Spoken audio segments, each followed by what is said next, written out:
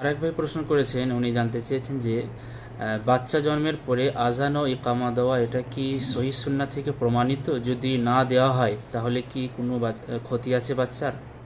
বাচ্চা জন্মের পরে আজান একামত দেওয়া যদিও প্রমাণিত থাকে তবুও দেওয়া জরুরি নয়।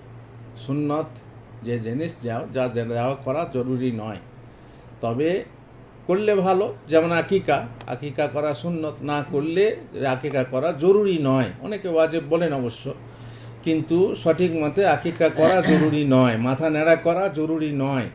তো যাই হোক, মোট কথা আজান একামতের হাদিস তো জাল হাদিস, একবারে জাল। বাকি থাকলো আজান দেওয়ার হাদিস। এই আজান দেওয়ার হাদিস আল্লামা আলবানী শুরুর দিকে বলেছিলেন হাসান, তারপরে পরের দিকে আবার শেষ তাহকিকে তিনি বলছেন না, এটা জয়ীফ। অতএব সহি হাদিসে যখন নেই তখন এটা না করাই ভালো। করা জরুরি প্রশ্ন না, এটা না করাই হচ্ছে ভালো, মানে বর্জন করা। আজানও দিতে হবে না, একামতও দিতে হবে না, আর বাটিও বাজাতে হবে না। অনেকে বাটি বাজায়, বলে কি এই সময় যদি কোনো আওয়াজ না শোনানো হয় সে নাকি কালা হয়ে যায়। ফালতু কথা, অবৈজ্ঞানিক কথা, আর শরীয়ত ভিত্তিহীন, শরীয়তেও এর ভিত্তি নেই। অতএব আজান, একামত, বাটি বাজানো এসব কিছু দরকার নেই। দর্শক, এর পরবর্তীতে যেমন একটা ভালো কাজ তাহনিক করা যেতে পারে। তাহনিক তাহনিক বলা হয় কিছু খেজুর নিয়ে মুখে ভালো করে পিষে, মানে দাঁতে পিষে সেই খেজুরের মাড়ি মাড়ি নিয়ে ওই শিশুর মানে মুখে দেওয়া, এটা তাহনিক বলা হয়। এই তাহনিকটা কিসের বরকত? খেজুরের বরকত না রাসূলুল্লাহ সাল্লাল্লাহু আলাইহি ওয়াসাল্লামের লালার বরকত? এই নিয়ে আমাদের মতভেদ আছে।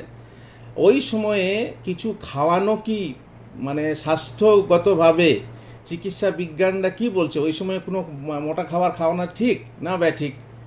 এই সময় ডাক্তাররা মানে মোটা খাবার খেতে দিতে চান না। একান্ত নিরুপায় হলে যেমন সিরিলাক ট্রিলাক কী সব আছে, দুধ খেতে দেয়, লিকুইড খাবার খেতে দেয়।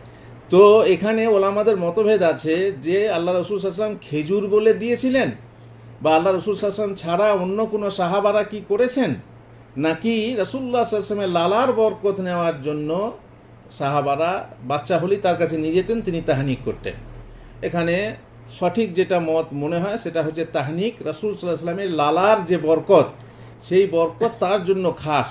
আর তার জন্য যদি খাস হয় তো আমরা করতে পারি না, আমাদের জন্য এটা করা সুন্নত নয়, কারণ আমাদের লালাতে সে বরকত নেই। জাযাকাল্লাহ খাইর, খুব সুন্দর প্রশ্ন উত্তর দেওয়া হয়েছে। আল্লাহ তাআলা আপনাকে উত্তম প্রতিদান দান করুন।